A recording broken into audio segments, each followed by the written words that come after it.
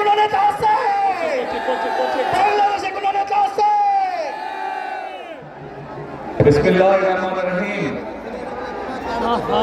আজকে এই নির্বাচনী জনসভার সম্মানিত সভাপতি, উপস্থিত মঞ্চে উপস্থিত ধানের শীষের প্রার্থীগণ, নেতৃবৃন্দ, উপস্থিত জেলার যোদ্ধা, জেলার পরিবার যোদ্ধাদের, উপস্থিত বিরামপুরবাসী ভাই ও বোনেরা, দিনাজপুরের বিভিন্ন উপজেলা থেকে আগত মুরব্বী ভাই ও বোনেরা, আসসালামু আলাইকুম। আসসালামু আলাইকুম। কেমন আছেন আপনারা? আলহামদুলিল্লাহ। আমি কিন্তু আজকে খুব ভালো আছি। বহু বছর পর নানি বাড়িতে এসেছি, বহু বছর পরে আলহামদুলিল্লাহ আল্লাহর আমাদের নানি বাড়িতে এসে আমি খুব ভালো আছি।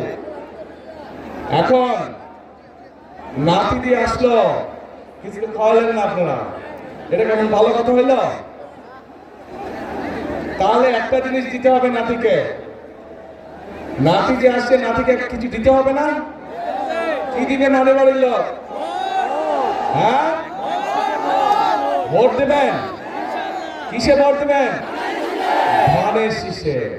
প্রিয় ভাই বোনেরা, উপস্থিত মুরব্বীবর্গ, মা বোনেরা, আজকের এই বিশাল নির্বাচনী জনসভায় আমরা সকলে এখানে একত্রিত হয়েছি। কেন একত্রিত হয়েছি আমরা? এই যে সামনের 12 তারিখে যে নির্বাচন অনুষ্ঠিত হবে, সেই নির্বাচনে বহু বছর পরে এই বাংলাদেশের মানুষ তাদের রাজনৈতিক অধিকার প্রয়োগ করবে।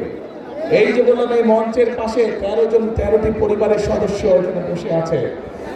এই মানুষগুলোর স্বজনরা এই অধিকার অর্জনের জন্য, বাংলাদেশের মানুষের অধিকার অর্জনের জন্য নিজের জীবন উৎসর্গ করেছিল।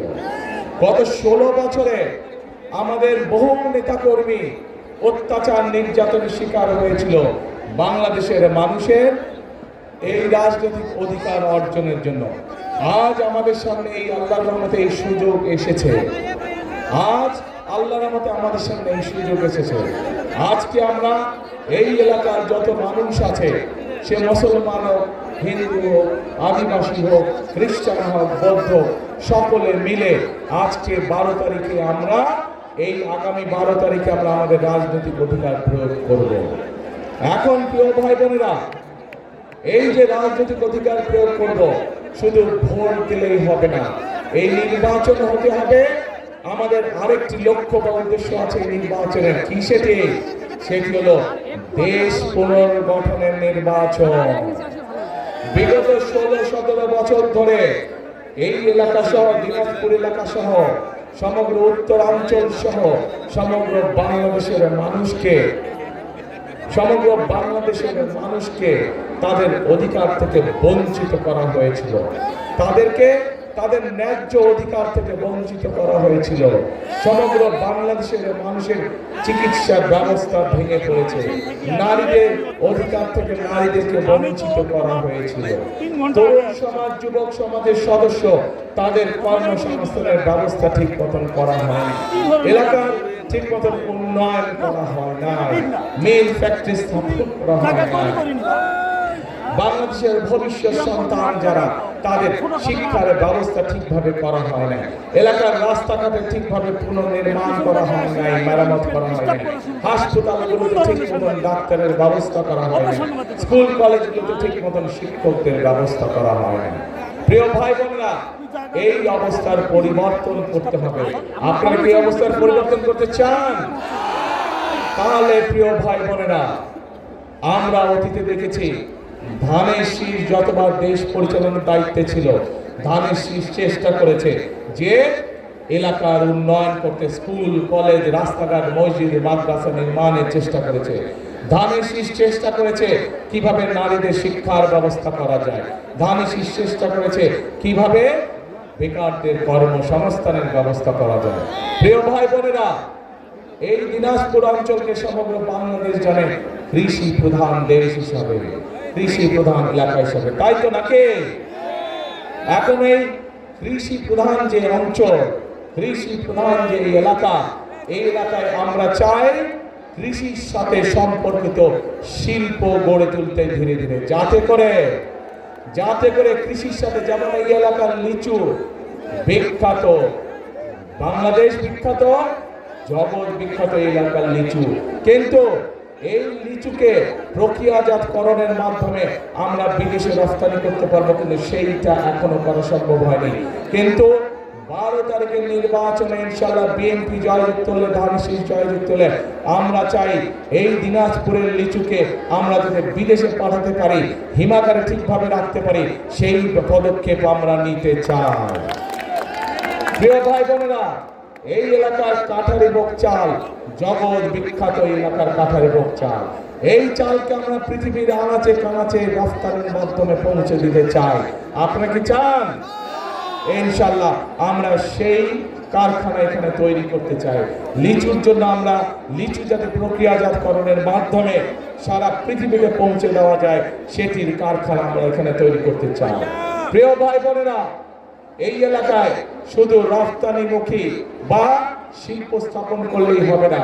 আমাদের এলাকায়, এই এলাকায় বহু তরুণ যুবক আছে, যুবক আছে, যুব সমাজের সদস্য আছে, তাদের শিক্ষার আলো আছে, কিন্তু তাদের কর্মসংস্থান নেই।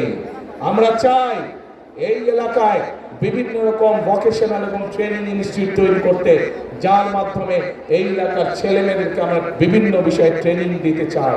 বিদেশি ভাষা শিক্ষা দিতে চাই আমরা, যার মাধ্যমে তারা দেশেই হোক বিদেশেই হোক কর্মসংস্থান করতে পারে, নিজেদের কর্মের ব্যবস্থা করতে পারে।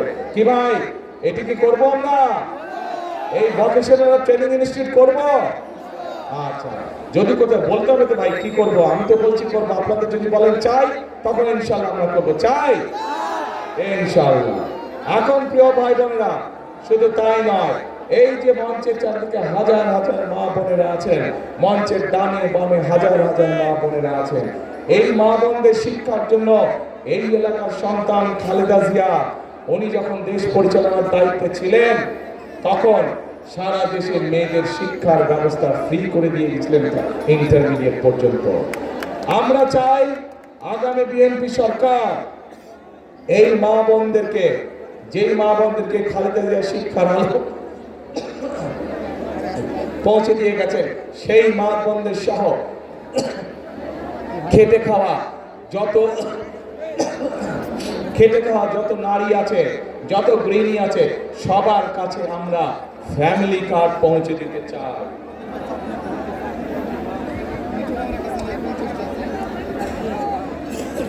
সকল মা বোনদের কাছে আমরা ফ্যামিলি কার্ড পৌঁছে দিতে চাই, এবং এই ফ্যামিলি কার্ডের মাধ্যমে আমরা প্রতি মাসে মা বোনদের কাছে সরকার থেকে একটি নির্দিষ্ট পরিমাণ সহযোগিতা পৌঁছে দিতে চাই, যার মাধ্যমে তারা অর্থনৈতিকভাবে ধীরে ধীরে স্বাবলম্বী হয়ে উঠতে পারে।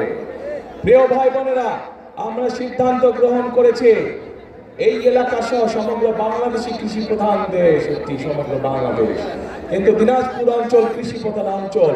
সেই জন্য আমরা সিদ্ধান্ত গ্রহণ করেছি যে যে সকল কৃষকের 10,000 টাকা পর্যন্ত কৃষি ঋণ আছে, তাদেরকে সেই 10,000 টাকা পর্যন্ত কৃষি ঋণ সুদ সহ আগামী বিএনপি সরকার মওকুফ করে দিতে চায়। 10,000 টাকা পর্যন্ত সুদের এবং ঋণ কৃষক ভাইদেরকে শোধ করতে হবে না, সেটি আপনাদের হয়ে সরকার সম্পূর্ণভাবে সেটা মওকুফ করে দিবে। শুধু তাই নয় প্রিয় ভাই বোনেরা, এই অঞ্চলের বহু মানুষ বিভিন্ন রেজিস্টার্ড এনজিওর কাছ থেকে ক্ষুদ্র ক্ষুদ্র ঋণ গ্রহণ করেছে নিজের জীবনযাপন সংসার চালানোর জন্য, করেছেন না? এই ক্ষুদ্র ঋণও আমরা সরকারের পক্ষ থেকে শোধ করে দিতে চাই। এই ক্ষুদ্র ঋণের বোঝা আমরা চাই না আমাদের এলাকার মানুষ বহন করুক।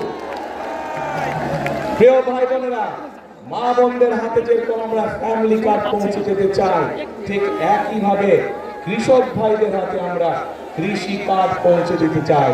যেই কৃষি কার্ডের মাধ্যমে কৃষক ভাইরা তাদের ঋণ পেতে সুবিধা হবে, যেই কৃষক কার্ডের মাধ্যমে আমরা কৃষক ভাইদের কাছে তাদের যে পরিমাণ জমি সেটি হিসাব করে আমরা তাদের কাছে তাদের প্রয়োজনীয় বীজ, সার, কীটনাশক পৌঁছে দিতে চাই, যাতে করে তাদেরকে অন্যের পেছনে পেছনে ঘুরতে না হয়। সরাসরি সরকারের পক্ষ থেকে সরাসরি কৃষক ভাইদের কাছে তাদের সহযোগিতা পৌঁছে যাবে, যার ফলে ধীরে ধীরে কৃষক ভাইদের অর্থনৈতিক মেরুদণ্ড মজবুত হবে ইনশাআল্লাহ। প্রিয় ভাই বোনেরা, আমরা চাই এই এলাকা সহ সমগ্র বাংলাদেশে এক শ্রেণীর মানুষ আছে যারা জীবন থেকে মৃত্যু পর্যন্ত আমাদের সঙ্গে থাকে, জীবনের বাঁকে বাঁকে বিভিন্ন বিপদে আপদে আমাদেরকে পরামর্শ দিয়ে থাকে। তারা হচ্ছেন আমাদের মসজিদ বক্তব্যের খতিব সাহেব, ইমাম সাহেব, মুয়াজ্জিন সাহেব সহ অন্যান্য ধর্মের ধর্মীয় গুরু যারা আছেন, তারা এইসব ধর্মীয় ব্যক্তিত্ব। আমরা চাই সরকারের পক্ষ থেকে এইসব ধর্মীয় ব্যক্তিরা যাতে সম্মানের সঙ্গে বাস করতে পারেন, সেই জন্য সরকার থেকে আমরা প্রতি মাসে তাদের জন্য একটি সম্মানের ব্যবস্থা করতে চাই, যাতে তারা সম্মানের সঙ্গে জীবন যাপন করতে পারে। প্রিয় ভাই বোনেরা, আমরা চাই আমাদের মা বোনরা, শিশুরা, সন্তানরা ঘরে বসে ছোটখাটো অসুখ বিসুখের চিকিৎসা যাতে ঘরে বসেই হতে পারে, সেই জন্য সমগ্র বাংলাদেশে পর্যায়ক্রমিকভাবে আমরা 1 লক্ষ হেলথ কেয়ারার নিযুক্ত করতে চাই। তাদের কাজ হবে গ্রামে গ্রামে ঘরে ঘরে গিয়ে মা বোনদেরকে, শিশুদেরকে যে সকল অসুখ বিসুখ ঘরে বসে ঠিক করে দেওয়া যায়, হাসপাতালে যাওয়ার প্রয়োজন হয় না, সে মা বোনদেরকে সেই চিকিৎসা সুবিধা তাদেরকে ঘরে পৌঁছে দিতে চায়। এখন প্রিয় ভাই বোনেরা, একই সাথে আমরা আমাদের শিক্ষকদেরকে আমরা বিভিন্ন প্রকার ট্রেনিং দিতে চাই, যাতে করে শিক্ষকরা সঠিকভাবে আমাদের শিশুদেরকে, সন্তানদেরকে সঠিকভাবে শিক্ষা প্রদান করতে পারেন। এই জন্য প্রাইমারি স্কুল সহ সেকেন্ডারি স্কুলে, হাই স্কুলে যে শিক্ষক আছে, ধীরে ধীরে পর্যায়ক্রমিকভাবে প্রত্যেক শিক্ষকের কাছে আমরা একটি করে কম্পিউটার পৌঁছে দিতে চাই, যেই কম্পিউটারের মাধ্যমে তারা নিজেরা ট্রেনিং প্রাপ্ত হবেন এবং যেই কম্পিউটারের মাধ্যমে তারা তাদের শিক্ষার্থীদেরকে তারা শিক্ষা দিতে পারবে। এখন প্রিয় ভাই বোনেরা, এই যে আমি আপনাদের সামনে আগামী 12 তারিখের নির্বাচনে আপনারা কি করবেন? আসছি সেই কথায়। এই যে আমি 12 তারিখে নির্বাচনের আগে 12 তারিখে আমরা যদি নির্বাচিত হই ইনশাআল্লাহ আপনাদের দয়া, আল্লাহর রহমতে, তাহলে আমরা কিভাবে দেশের মানুষের জন্য কাজ করব, কিভাবে দেশ পরিচালনা করব, কিভাবে মানুষের ভাগ্যের পরিবর্তন করতে চাই, তার সংক্ষিপ্ত পরিকল্পনা আপনাদের সামনে তুলে ধরেছি। সবাই কি পরিকল্পনাগুলো কম বেশি শুনেছেন? কি ভাইরা শুনেছেন? আচ্ছা, তো এখন প্রিয় ভাই বোনেরা, পরিকল্পনা তো আরো আছে। এই এলাকার মানুষের আর একটি বিরাট চাহিদা আছে, বিশেষ করে এই পুরো গ্রেটার দিনাজপুর, রংপুর সহ, সেটি হচ্ছে তিস্তা ব্যারেজ। দিনাজপুর অঞ্চলের বহু অঞ্চল আছে দিনাজপুর জেলারও, যারা তিস্তা ব্যারেজের উপকারিতা পেয়ে থাকেন বা অতীতে পেয়েছেন। আমরা এই তিস্তা ব্যারেজ মহাপরিকল্পনা আবার চালু করতে চাই, যার ফলে এই তিস্তা ব্যারেজ যদি ইনশাআল্লাহ চালু হয়, তাহলে উত্তর অঞ্চলের মানুষের পানির কষ্ট লাঘব হবে।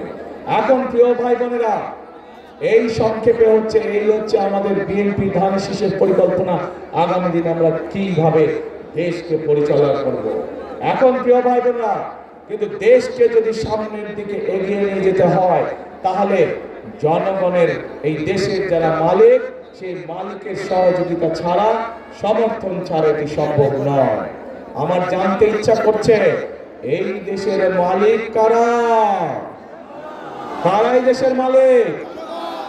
যে জনগণ। এই যে আপনারা লক্ষ লক্ষ মানুষ সামনে দাঁড়িয়ে আছেন, আপনারা হচ্ছেন এই দেশের মালিক। এখন এই দেশের মালিকের কাছে আমি জানতে চাই যে, প্রিয় মালিক, এই দেশের বাংলাদেশের মালিক, একটি রাজনৈতিক দল হিসাবে আমরা আপনাদের সামনে পরিকল্পনা উপস্থাপন করেছি কি করতে চাই। মালিকের কাছে আমি এখন জানতে চাচ্ছি যে আপনাদের কি পরিকল্পনা 12 তারিখে? পরিকল্পনা কি নিয়েছেন? আপনারা কি করবেন 12 তারিখে? কি করবেন? বুঝি না। ধানের শেষ এই প্রার্থীরা এদিকে আসেন তো, যারা প্রার্থী, যারা ধানের শীষের প্রার্থী তারা আসেন, পাশে দাঁড়ান, দুই কাজে দাঁড়ান। হ্যাঁ হ্যাঁ দাঁড়ান। হ্যাঁ,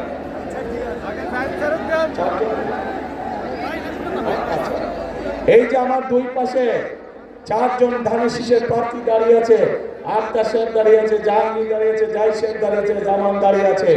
এই মানুষগুলোর হাতে আমরা ধানের শীষ তুলে দিয়েছি, দেখতে পাচ্ছেন? এই মানুষগুলোকে আমরা দায়িত্ব দিয়েছি, এই দিনাজপুর অঞ্চলের উন্নয়নের দায়িত্ব দিয়েছি। কিন্তু 12 তারিখে যদি আপনারা আপনাদের পরিকল্পনা সফল করেন, তাহলেই এদের পক্ষে সম্ভব এই এলাকার মানুষের প্রতি দায়িত্ব পালন করা। প্রিয় ভাই বোনেরা, প্রিয় মুরব্বীবর্গ, প্রিয় মা বোনেরা, আমরা কি এদেরকে আপনাদের কাছে ছেড়ে দিতে পারি? এদের দায়িত্ব কি আপনাদের হাতে দিতে পারে 12 তারিখ পর্যন্ত? ইনশাআল্লাহ। তাহলে 12 তারিখে এই 4 ব্যক্তি, এই যে সামনে আদিবাসী ভাই বোনেরা বসে আছেন সহ এখানে সকল ধর্মের ভাই বোনেরা, বহু ধর্মের ভাই বোনেরা বসে আছেন, আপনাদের সকলের কাছে আমি এই 4 ব্যক্তি সহ আমাদের আরো 2 জন তারা আসতে পারেননি, তাদেরকে আপনাদের কাছে আমি দিয়ে গেলাম। 12 তারিখ পর্যন্ত আপনারা এই মানুষগুলোকে ইনশাআল্লাহ দেখে রাখবেন। 13 তারিখ থেকে ধানের বিজয় হওয়ার পরে এদের দায়িত্ব হচ্ছে প্রতিদিন আপনাদেরকে দেখে রাখা, এই এলাকার উন্নয়নকে দেখে রাখা, এই 4 ব্যক্তির দায়িত্ব। ঠিক আছে তো? ইনশাআল্লাহ। বসুন। প্রিয় ভাই বোনেরা, প্রথমেই বক্তব্যের শুরুতে প্রথমেই বলেছি যে এটি কিন্তু আজকে আমার খুব ভালো লাগছে, কারণ আমি নানি বাড়িতে এসেছি।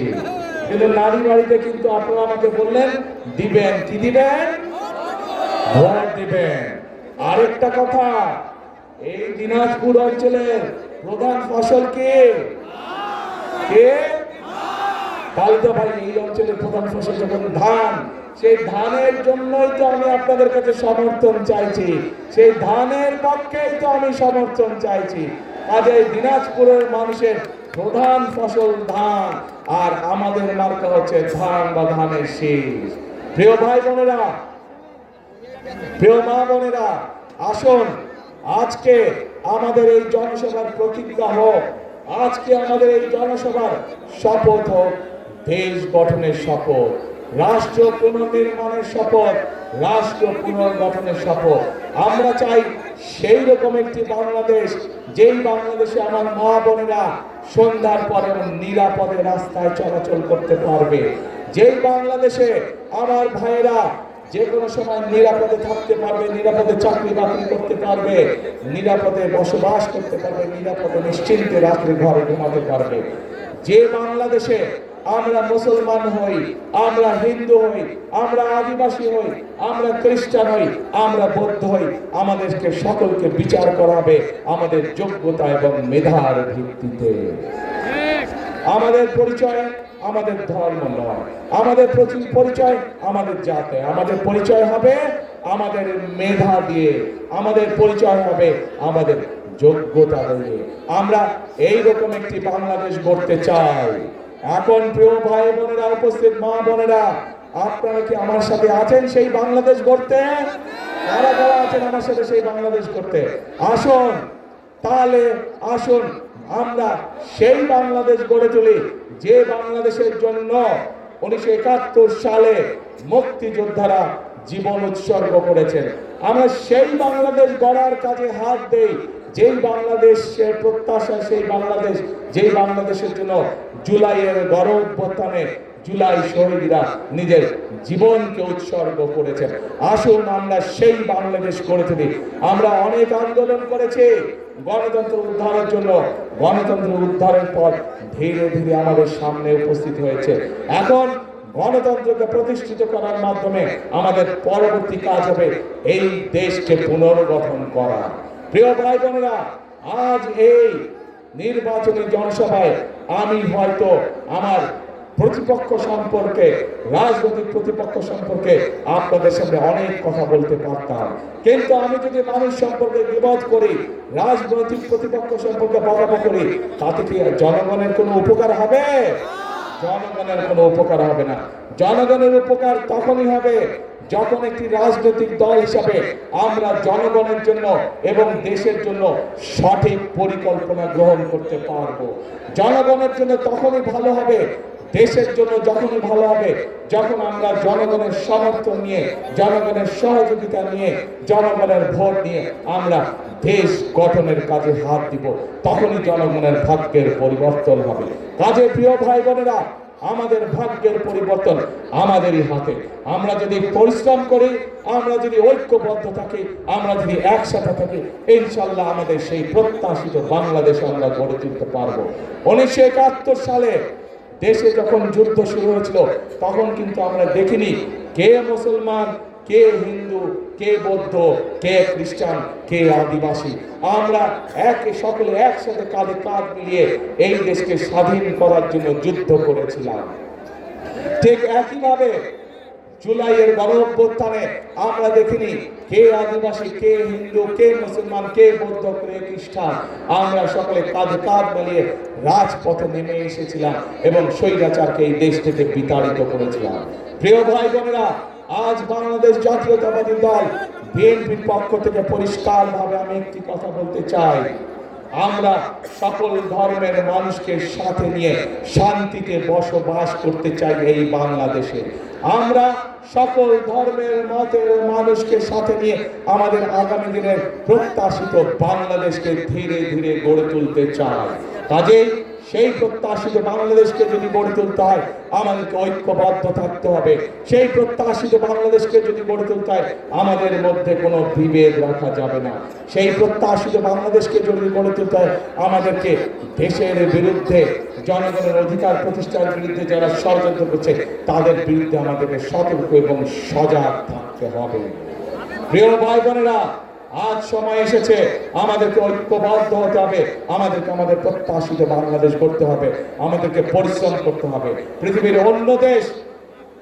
অন্য যে সকল উন্নত দেশ আছে, তারা যদি পরিশ্রম করে তাদের দেশকে গড়ে তুলতে পারে, তাহলে আমরা কেন বাংলাদেশের মানুষ আমাদের দেশকে গড়ে তুলতে পারবো না? সেই জন্যই আমি একটি কথা বলি, কথাটি আপনারা ভাই বোনেরা সকলেই শুনেছেন। আমি আপনাদের সকলকে অনুরোধ করব, আসুন এটাই হোক আমাদের প্রতিজ্ঞা, এটাই হোক আমাদের শপথ। কি সেটা? করব কাজ, এরাই করব কাজ, গর্ব দেশ। সবার আগে হইল না, নানি বাড়ির মানুষজনের গলার জোর কমে গেছে। নানি বাড়ির মানুষজনের গলার জোর কমে গেছে, দুর্বল হয়ে গেছে। জোরে বলতে হবে, করব কাজ, সবার আগে, আরো জোরে, সবার আগে বাংলাদেশ।